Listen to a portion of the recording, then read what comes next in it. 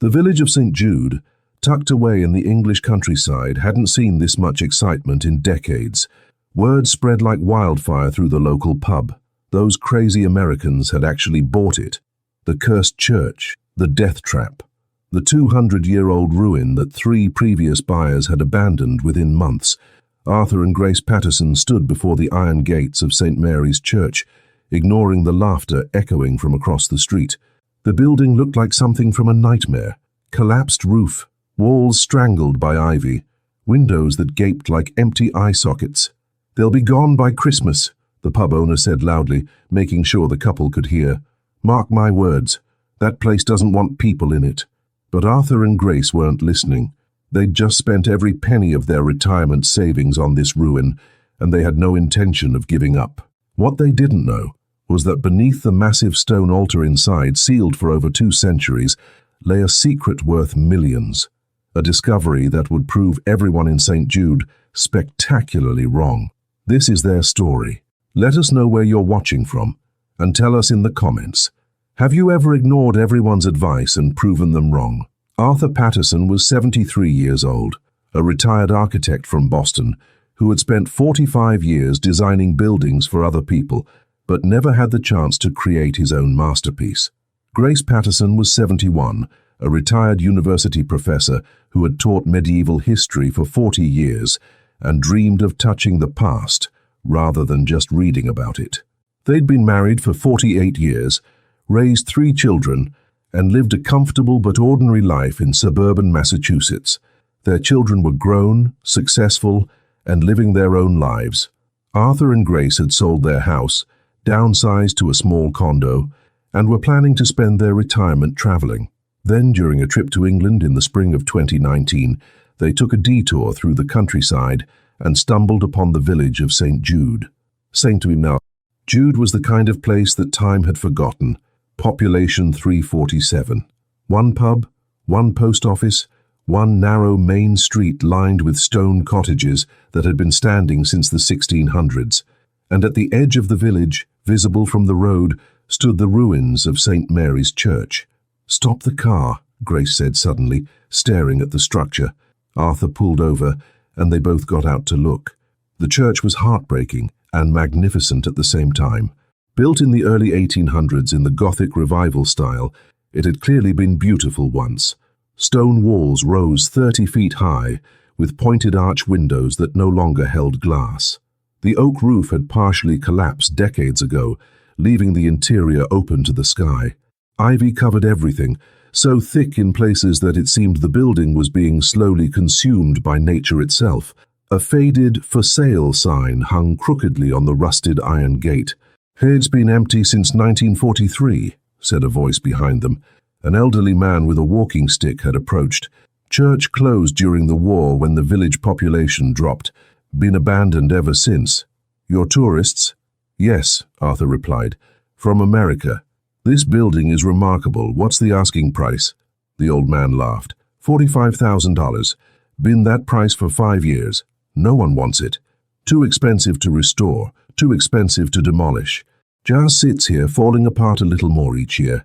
Grace was walking along the perimeter, running her hand over the ancient stones. "Arthur, come feel this. This masonry is incredible. Look at the craftsmanship."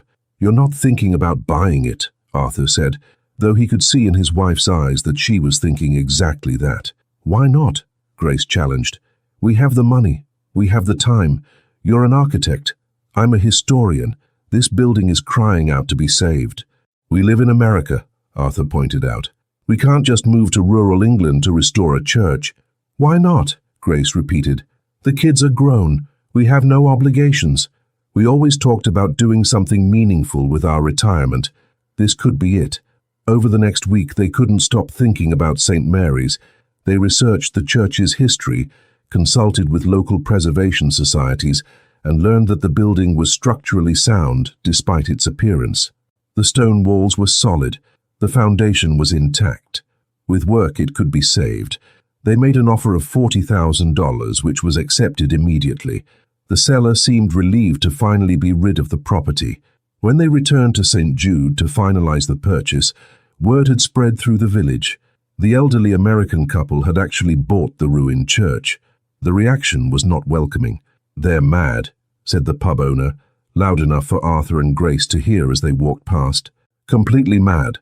That place has been falling down for 80 years. What do two pensioners think they're going to do with it? I give them 3 months before they give up and go home," another villager added. "The first winter will drive them out. That church is colder than a tomb." At the village shop, the clerk was barely civil. "You bought the old church? Well, best of luck to you. You'll need it. That place is cursed, you know." "Cursed how?" Grace asked. 3 families tried to live there over the years, all left within months. Strange noises, cold spots, things moving on their own. The building doesn't want people in it. Arthur and Grace smiled politely, but didn't believe in curses. They believed in hard work, determination, and the possibility of bringing something beautiful back to life. They rented a small cottage in the village and began planning the restoration. The first time Arthur and Grace stepped inside St. Mary's Church as owners, the scale of the task ahead became brutally clear. 80 years of abandonment had reduced the interior to chaos. The floor was buried under debris, fallen roof beams, broken stones, dead vegetation, decades of accumulated leaves and animal nests. Bird droppings covered everything. The smell was overwhelming, a mixture of rot, mold, and decay. Rain had poured through the damaged roof for decades, creating standing pools of stagnant water. Some floor stones had cracked from freeze-thaw cycles. The wooden pews were long gone, salvaged or rotted away. Only the stone altar remained at the front, massive and immovable, covered in dirt but still solid. "This is going to take years," Arthur said, surveying the destruction. "Then we have years," Grace replied firmly. "We didn't come here for a quick project. We came here to save something worth saving." They started with the most basic task, clearing debris. Day after day they hauled wheelbarrows full of rubble, broken wood and accumulated filth out of the church. At 73 and 71 years old, the work was exhausting. Arthur's back ached constantly. Grace's hands became covered in cuts and calluses. The villagers watched with amusement and disbelief. "Still at it, are they?" the pub owner would say each evening as locals gathered. "I thought they'd have given up by now." "Wait until winter," someone else would reply. "That'll finish them." But Arthur and Grace didn't give up. They worked through the summer heat and into the autumn chill. They hired a local contractor to patch the worst holes in the roof, using much of their remaining savings. They couldn't afford a complete roof replacement, but at least the interior would be protected from further weather damage. As they cleared the floor, Grace became fascinated by the gravestones embedded in the ground, a common feature in old British churches where important parishioners were buried beneath the floor. She carefully cleaned each stone, documenting the names and dates. "Listen to this," she called to Arthur one afternoon. "Here's a stone from 1823, Reverend Thomas Whitmore, who served this parish for 43 years. He would have been one of the original ministers when this church was built." Arthur was more focused on structural issues. He examined walls, assessed the stonework, and made detailed notes about what needed repair. His architect's eye catalogued every problem, every potential solution. 6 months into the project, they'd made visible progress. The interior was clear of debris. The patched roof kept rain out. They'd even managed to install temporary lighting powered by a generator, but they'd also spent nearly all their money. The restoration was far from complete, and their resources were almost exhausted. "We might need to sell," Arthur admitted one cold November evening as they sat in their rented cottage, reviewing their dwindling bank account. "We've done what we can, but we can't finish this without more money. Maybe we should contact a preservation trust, see if they'd take it over." Grace looked heartbroken, but nodded. "Maybe you're right. At least we've stabilized it. That's something." They decided to spend one more week documenting everything they'd done, preparing to hand the project over to someone with more resources. It was during this final week that Grace noticed something that would change everything. Grace was photographing the interior for their documentation when she noticed something odd about the main altar. The altar was a massive piece of stone, roughly 8 feet long, 4 feet wide, and 3 feet high. It would have been carved from a single block of granite, weighing several tons. Its front face had intricate carved details, though decades of dirt obscured most of them. Grace had cleaned the altar's surface weeks ago, scrubbing away layers of bird droppings and grime. But now, as she photographed it from different angles, something caught her eye. The altar wasn't level. It was subtle, barely noticeable. But Grace's historian's training had taught her to notice details. The altar tilted slightly to one side, perhaps half an inch lower on the left than the right. She mentioned it to Arthur that evening. "It's probably just settled unevenly over time," Arthur suggested. 200 years of ground movement could shift something that heavy. "Maybe," Grace said, "but you're the architect. You know how precisely these things were built. Medieval and Gothic Revival craftsmen didn't make mistakes like that. Everything was level, square, and perfectly aligned." Arthur's professional curiosity was piqued. The next day he examined the altar carefully with his level and measuring tools. Grace was right. The altar was tilted, but not because it had settled. The entire stone was sitting at an angle, as if something beneath it wasn't quite right. "Help me look underneath," Arthur said, lying on the floor with a flashlight. They cleared away dirt and debris from around the altar's base. That's when they saw it. A gap. The altar wasn't sitting directly on the floor. There was a space, perhaps half an inch, between the bottom of the altar and the stone floor beneath. "This altar is on a pivot," Arthur said, excitement growing in his voice. "It's not fixed in place. It's resting on some kind of mechanism that allows it to move." "Why would an altar move?" Grace asked. "Only one reason," Arthur replied. "There's something underneath it." Over the next 3 days, they experimented carefully.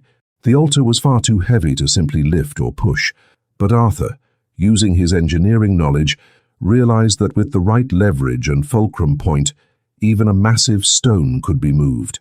He fabricated a system using metal bars and a car jack. Slowly, carefully, they began to lift one side of the altar. It moved. Not easily, but it moved. As they raised the altar a few inches, they saw what lay beneath. Not solid floor, but a stone slab covering what appeared to be a cavity.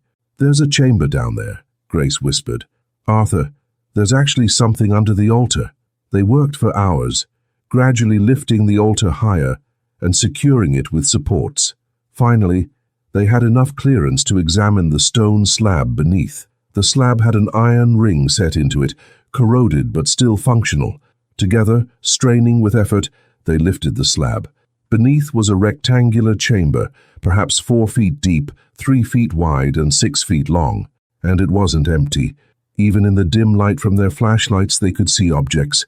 Chests, boxes, wrapped bundles, all covered in centuries of dust. "Oh my God," Grace said, her voice shaking.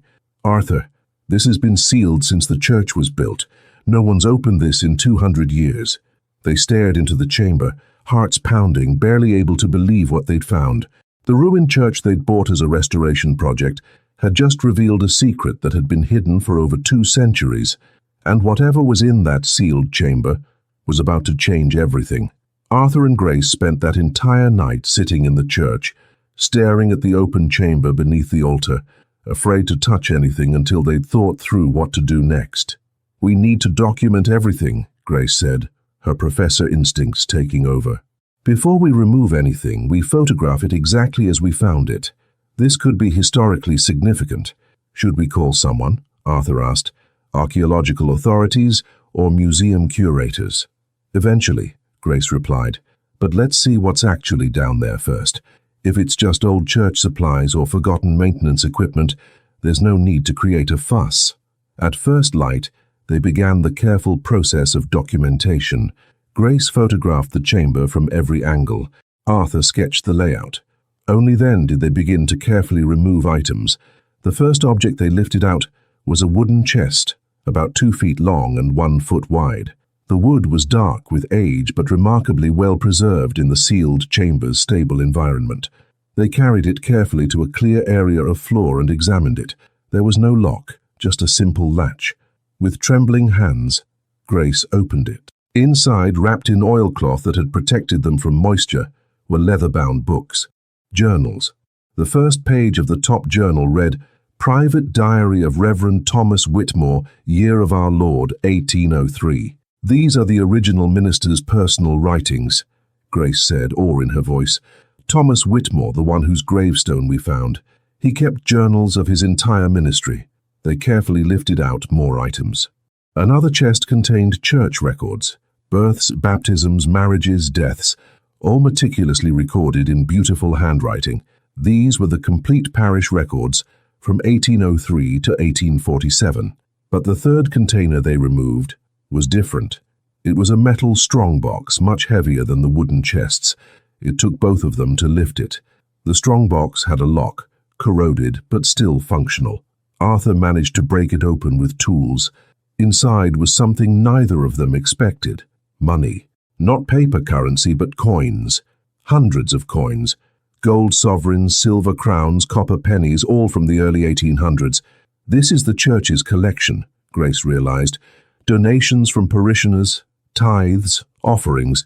They must have hidden it here during some crisis. "There must be thousands of pounds worth here," Arthur said, examining the coins. "In historical value alone, this collection could be worth a fortune." They continued removing items. Wrapped bundles contained what appeared to be religious vestments. Embroidered robes, altar cloths, ceremonial items, all preserved remarkably well. Then Grace lifted out something that made her gasp. It was wrapped in multiple layers of protective cloth. When she carefully unwrapped it, she found an illuminated manuscript, a hand-drawn and decorated Bible from the medieval period. "Arthur," she said, her voice barely above a whisper, "this is a medieval manuscript, pre-printing press. Each page is hand-drawn calligraphy with gold leaf illustrations. Do you know how rare these are? There are maybe a few thousand complete manuscripts like this in the entire world." "How did a small village church have something like this?" Arthur asked. "That's what we need to find out," Grace replied. The next item was a silver reliquary, an ornate container about the size of a shoebox, decorated with engravings and set with what appeared to be semi-precious stones. Reliquaries typically held sacred relics, items believed to be connected to saints or important religious figures. They didn't open it, deciding that should be done by experts. By the time they'd removed everything from the chamber, they'd catalogued 12 leather-bound journals, 1803-1847, complete parish records, over $3,000 in historical coins, 3 illuminated manuscripts, 7 sets of ceremonial vestments, 1 silver reliquary, various religious artifacts and items. The historical and monetary value was staggering, but more importantly, they'd discovered a complete, untouched time capsule from the early 19th century. Why did they hide all of this? Arthur wondered. And why seal it under the altar so no one could find it? "The journals might tell us," Grace said, carefully opening Reverend Whitmore's first diary. "Let's see what he wrote." Grace spent the next 3 days reading Reverend Thomas Whitmore's journals, while Arthur continued documentation and contacted preservation authorities about what they'd found. The journals revealed a story that was both heartbreaking and inspiring. Thomas Whitmore had come to St. Jude in 1803, a young minister of 28 years old. The parish was small and poor, but he devoted himself to serving the community with everything he had. The early journals chronicled ordinary parish life, baptisms, weddings, funerals, festivals, the daily rhythm of a rural English church. But in 1815, everything changed. An entry from March 1815 read, "Troubling news from London. The wars have ended, but hardship spreads across the land. Refugees flee persecution in various regions. We have been approached to provide sanctuary. I have agreed, though I know not what consequences may follow." Subsequent entries revealed that St. Mary's Church had become part of a network of religious sanctuaries that secretly protected people fleeing religious and political persecution across Europe.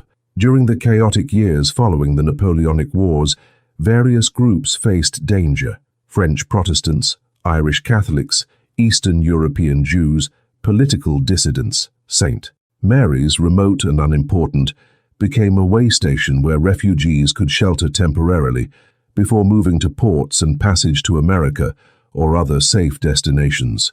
"We harbor 3 families at present," one entry from 1817 read. A French Huguenot family, a scholar fleeing political prosecution, and a widow with children whose husband was killed for his beliefs. The village knows nothing.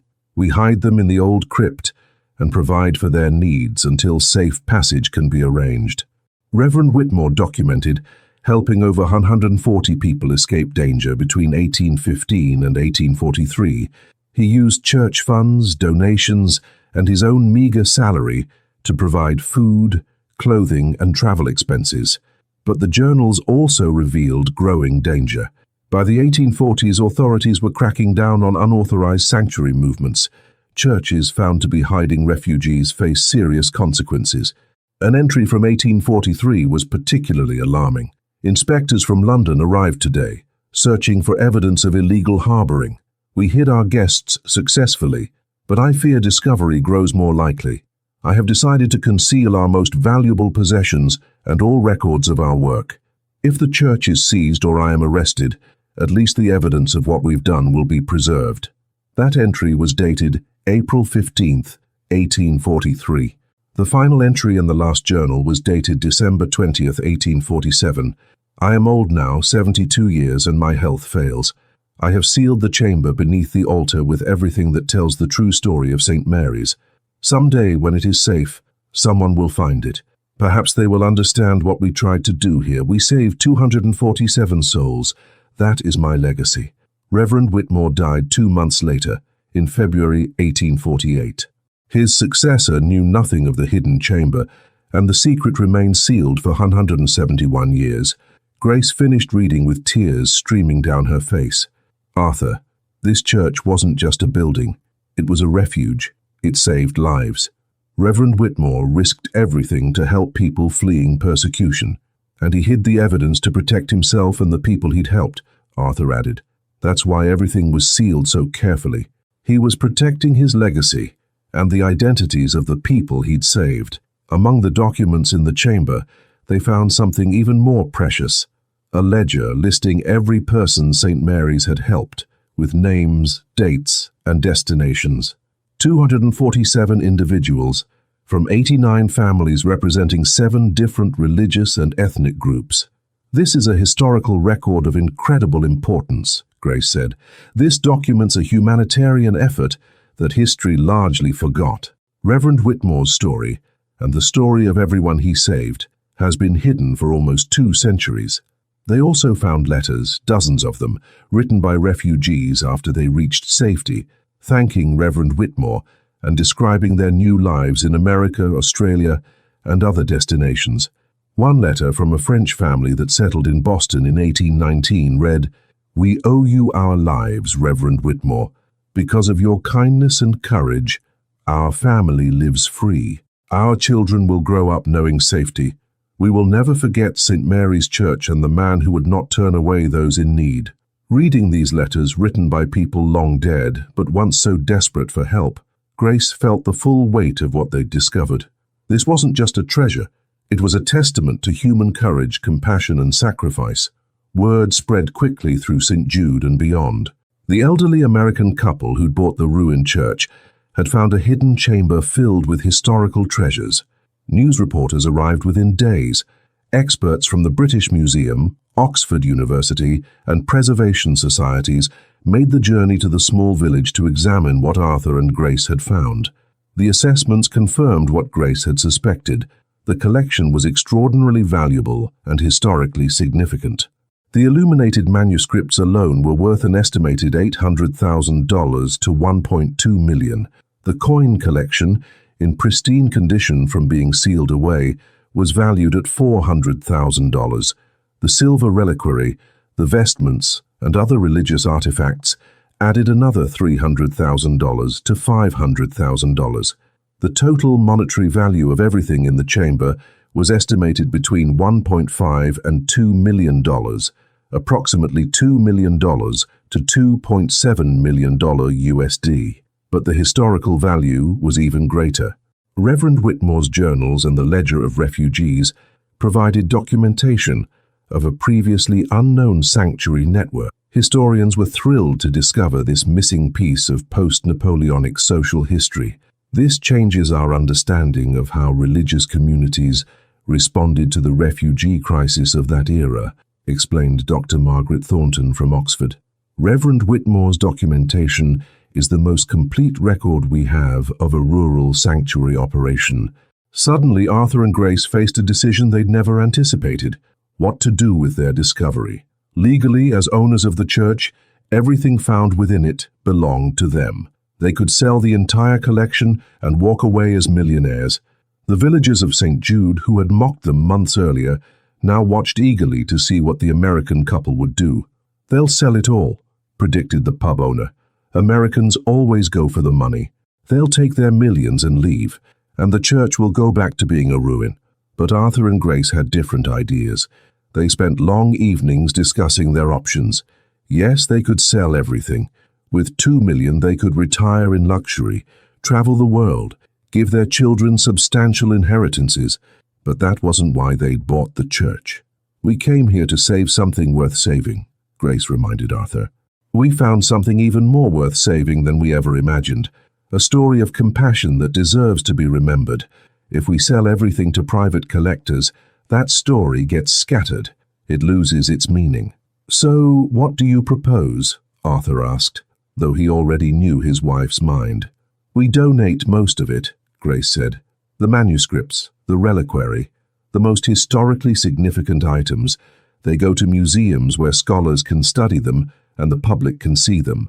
We keep the church, restore it properly using some of the funds, and turn it into a memorial to Reverend Whitmore and everyone he helped." Arthur smiled. "You're suggesting we give away a fortune?" "We're suggesting we use a fortune the way Reverend Whitmore would have wanted," Grace corrected. "He didn't hide these treasures to enrich someone. He hid them to preserve a story. Let's make sure that story gets told." They announced their decision at a public meeting in St. Jude's Village Hall. The illuminated manuscripts would be donated to the British Library.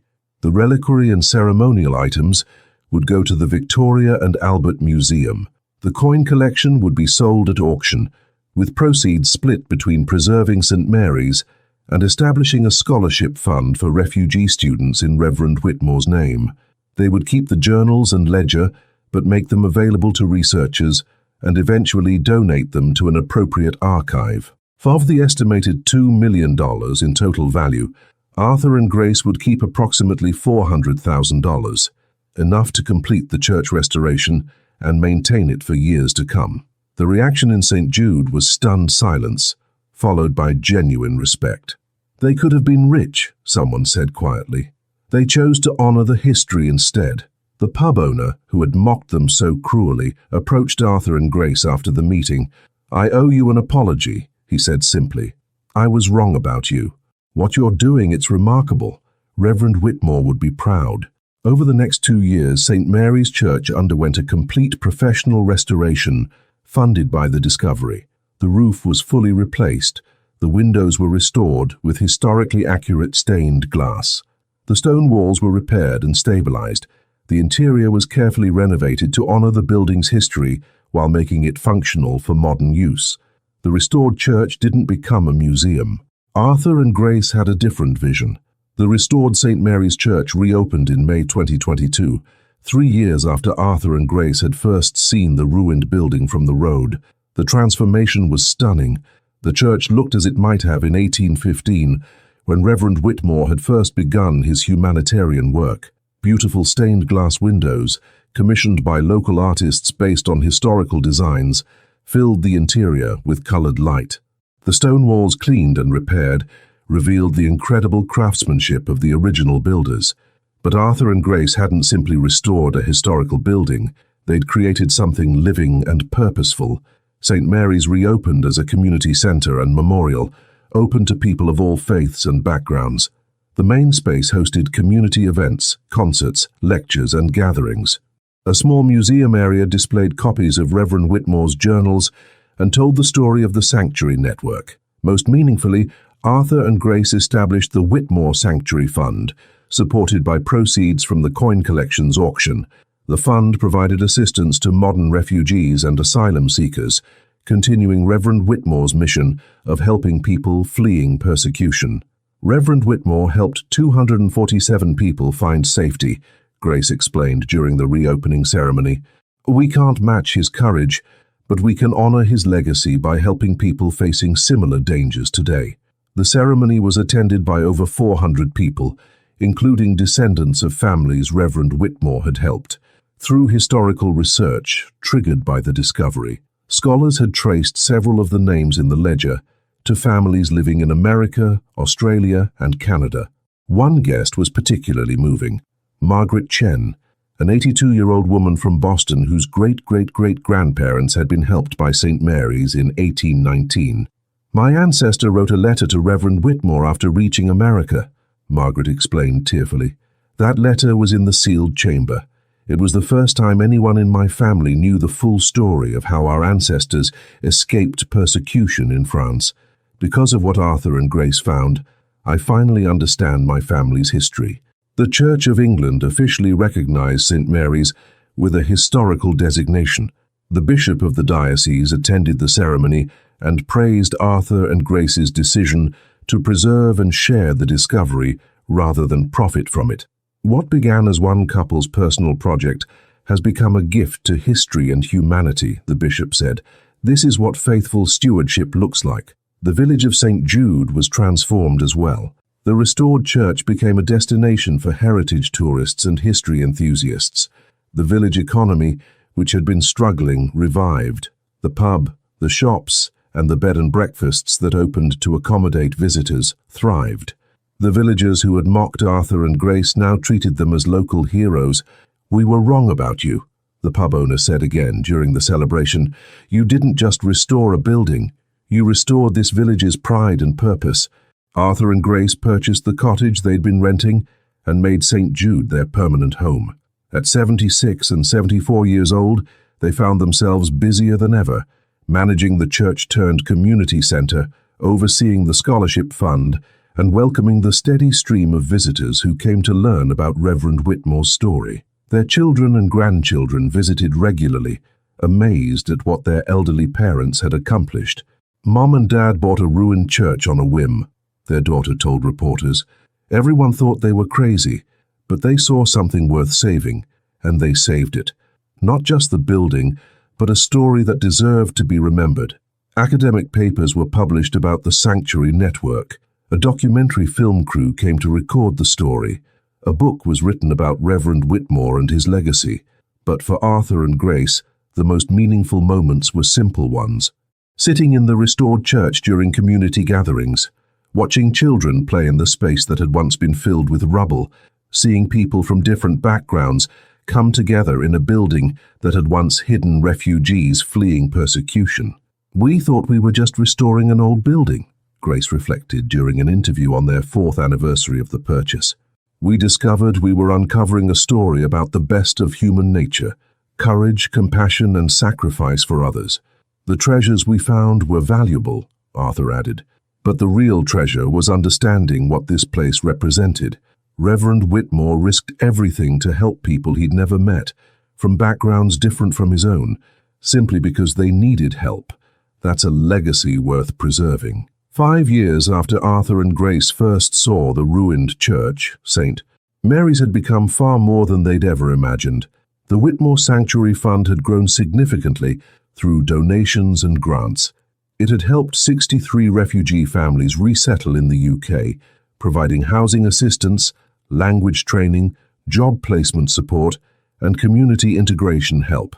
Every family helped by the fund received a small brass plaque engraved with Reverend Whitmore's words, "We harbor those in need. We provide sanctuary for the persecuted. We remember that we too were once strangers in a strange land." The community center hosted weekly events, English classes for refugees, historical lectures, community dinners, concerts, art exhibitions, and interfaith gatherings. The building that had stood empty for 80 years now bustled with activity 6 days a week. On Sundays, various religious communities used the space for services. Christian congregations, Muslim prayers, Jewish services, Hindu celebrations, all found welcome in St. Mary's. It had become what Reverend Whitmore might have intended, a true sanctuary for all people. The scholarship fund established in Whitmore's name had awarded full university scholarships to 12 students from refugee backgrounds. The first recipient, a young woman from Syria, graduated with honors in medicine and returned to work with refugee health initiatives. "Reverend Whitmore saved my ancestor's life 200 years ago," she said at her graduation. "His legacy saved mine through education. I'm dedicating my career to helping refugees because someone helped us." International media coverage brought visitors from around the world. St. Mary's welcomed over 10,000 visitors annually, all coming to learn about the hidden chamber, Reverend Whitmore's humanitarian work, and the couple who'd revealed it all. Arthur and Grace gave tours regularly, never tiring of telling the story. "People ask if we regret not keeping the money," Grace would say. "But what would we have done with $2 million at our age? Buy things we don't need." The satisfaction of knowing we've helped continue Reverend Whitmore's work is worth infinitely more than money in a bank account. "We gave away a fortune," Arthur would add with a smile, "and in return we received a purpose, a community, and the knowledge that we made a meaningful difference. That's wealth you can't buy." The British government awarded Arthur and Grace the British Empire Medal for services to heritage conservation and humanitarian work. They travelled to London to receive the honour from a member of the royal family. "We're just two people who refused to give up on a ruined building," Grace said during the ceremony. "But that stubbornness led to something beautiful. It reminds us that restoration is always possible, whether it's buildings or communities, or faith in human goodness."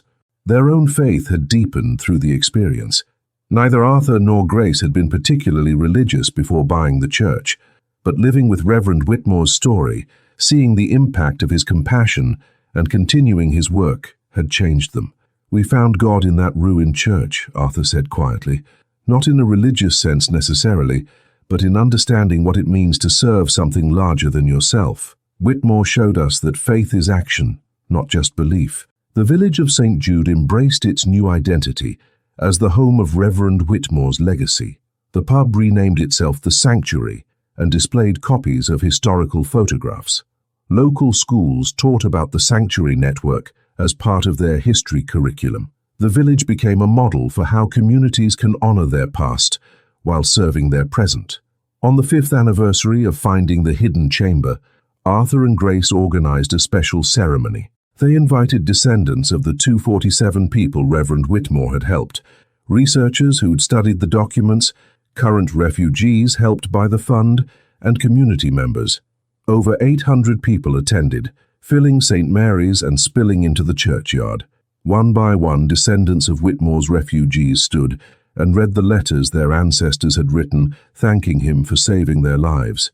Many of these letters had been hidden in the chamber for 170-plus years. Now their words echoed in the restored church their ancestors had sheltered in. A young man, whose great-great-great-grandfather had been a Jewish refugee in 1823, read, "You asked for nothing but gave us everything. You restored our faith that goodness exists in this world. May your name be remembered as a blessing." An elderly woman whose ancestors had fled Ireland during political persecution read, "Our children will never know hunger or fear because of you. We carry St. Mary's Church in our hearts wherever we go." After all the letters were read, Grace spoke to the assembled crowd. Reverend Thomas Whitmore died in 1848, alone and largely forgotten. He believed his work would remain hidden forever, but 171 years later, his legacy was revealed, not through our cleverness, but through our stubbornness. We refused to let this building die, and in saving the building, we discovered a story that deserved to be shouted from these very walls. She gestured to the beautiful restored space around them. "This building stands today because one man used it to save lives. It stands because he had the courage to risk everything for strangers, and it stands because we believe that kind of courage deserves to be remembered and continued. Every refugee family we help through the Whitmore Fund, every student we send to university, every community gathering in this space is a continuation of what Reverend Whitmore started. His work didn't end when he died. It continued silently in the families he saved, in their children and grandchildren and great-grandchildren, and now it continues actively, deliberately in his name." Arthur added his own words. "Everyone laughed when we bought this ruined church. They thought we were foolish old people wasting our money on an impossible dream. And maybe we were foolish, But sometimes foolishness looks a lot like faith. Faith that broken things can be restored. Faith that forgotten stories deserve to be told. Faith that individual acts of courage and compassion matter, even centuries later. We didn't buy a church, Arthur concluded. We inherited a legacy, and we're honored to be its stewards. The ceremony ended with the unveiling of a bronze plaque mounted on the church's exterior wall. St.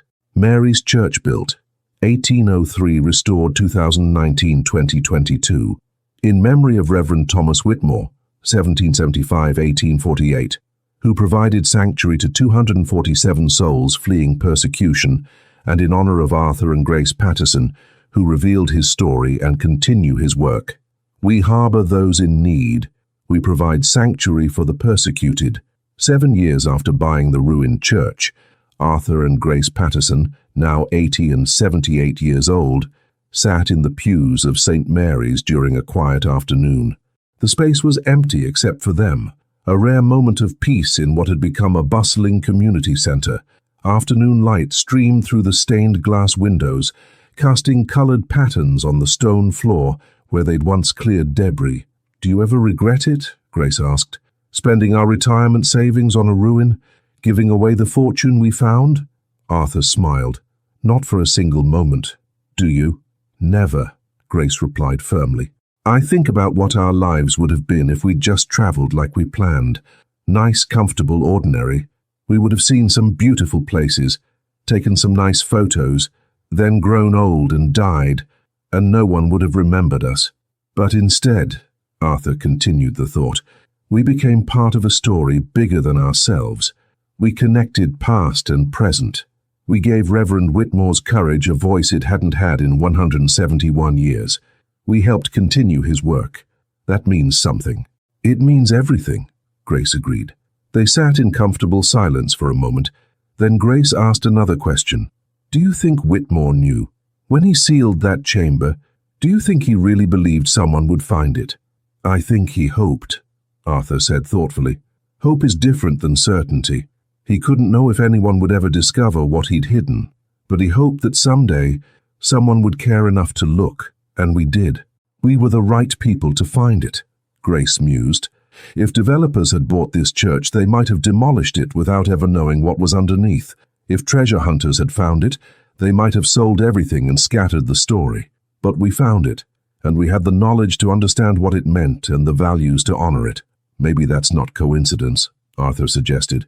"Maybe Reverend Whitmore's hope called to our hope. His desire to save this place resonated with our desire to save it.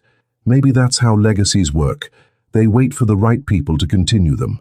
The church door opened, and a young family entered. The parents were refugees from Afghanistan, resettled in St. Jude through the Whitmore Fund. Their 2 children, ages 6 and 8, ran excitedly toward Arthur and Grace. "Mr. and Mrs. Patterson," the little girl called. "Can you tell us the story again? About the treasure and Reverend Whitmore?" Grace smiled and made room on the pew. The family sat together, and Grace began the story she'd told hundreds of times but never tired of telling. "A long time ago," she began, "there was a man named Thomas Whitmore who believed that helping people in need was more important than safety or comfort or following rules. He used this church as a hiding place for families fleeing danger." Arthur watched his wife tell the story to the wide-eyed children, while their parents listened with tears in their eyes. These people understood persecution. They understood the courage it took to help strangers. They understood what sanctuary meant. This was why the story mattered, not as history but as living example. Reverend Whitmore's choice to help people 200 years ago inspired the same choice today. So after the family left, Arthur and Grace locked up the church and walked hand in hand to their cottage, the same walk they'd made thousands of times over the past 7 years. "We're getting old," Arthur observed. "We won't be able to do this forever." "We don't need to," Grace replied. "We set something in motion. The fund will continue after us. The church will continue. The story will continue. We were just the beginning of this chapter, not the whole chapter." "What do you want people to remember about us?" Arthur asked. Grace thought for a moment. "I want them to remember that we took a chance on something everyone said was impossible, and I want them to remember that we chose legacy over profit. story over wealth, service over comfort, but mostly I want them to remember that we listened when an old building whispered that it had a secret worth telling. That's a good legacy, Arthur agreed. They reached their cottage as the sun set, painting the sky orange and pink behind St. Mary's steeple. The church that had been a ruin was now a landmark, visible for miles, its restored stone glowing in the evening light. "Everyone laughed when we bought that church," Grace said, looking back at it. "They did," Arthur confirmed. "But we had the last laugh," Grace smiled, "because we found something more valuable than they could imagine. Not gold or treasures, but a story about human courage that the world needed to hear. And we didn't just find it," Arthur added. "We gave it voice. We made sure Reverend Whitmore's sacrifice wasn't forgotten. We made sure the 247 people he saved are remembered. That's worth more than any treasure." They went inside their small cottage, tired but content. Outside, St. Mary's Church stood solid against the darkening sky, its walls holding centuries of stories. Reverend Whitmore's courage, the refugees who found sanctuary, the couple who refused to let the building fall, and all the people whose lives had been touched by the legacy they'd revealed. A building that had stood abandoned and mocked for 80 years now stood proud and purposeful, proving that restoration is always possible, that forgotten stories deserve to be told, and that sometimes the greatest treasures aren't gold or jewels, but the courage to help others and the wisdom to honor those who came before. Everyone had laughed when an elderly couple bought a ruined church. Now everyone knew why they'd been right to believe in it. If this incredible story of persistence, discovery, and legacy touched your heart, please hit that like button and subscribe to our channel. We share powerful true stories about ordinary people who do extraordinary things. Turn on notifications so you never miss a story. And let us know in the comments, would you have bought the ruined church? What would you have done with the treasure? Have you ever taken a chance that everyone said was crazy? Share your stories below, because your experiences inspire others and remind us that courage comes in many forms. Arthur and Grace Patterson's story teaches us profound lessons. That age is no barrier to adventure or purpose. That sometimes the best investments aren't financial, but meaningful. That restoration is always possible if you're willing to do the work. That legacies matter and deserve to be honored. That choosing service over profit creates rewards money can't buy. Most importantly, their story reminds us that when everyone laughs at your dream, you might be the only one who sees its true value. What looks like a ruin to others might be a masterpiece waiting to be revealed. What looks like foolishness might actually be profound faith. Reverend Thomas Whitmore saved 247 lives and hid the evidence, hoping someone would someday find it and understand. Arthur and Grace found it 171 years later and made sure his courage was remembered. That's the power of legacy. It waits patiently across centuries for the right people to reveal it. What legacy are you building? What story are you uncovering? What ruined thing are you refusing to let die? Remember, everyone laughed at Arthur and Grace, but they had the vision, the courage and the stubbornness to prove the laughers wrong. And in doing so, they changed hundreds of lives and preserved a story that inspired thousands more. Your crazy dream might not be crazy at all. It might be the beginning of something extraordinary. Thanks for watching. Share this story with someone who needs to be reminded that it's never too late to do something meaningful. And remember, the greatest treasures aren't always gold and jewels. Sometimes they're stories about human courage that the world needs to hear. We'll see you in the next story.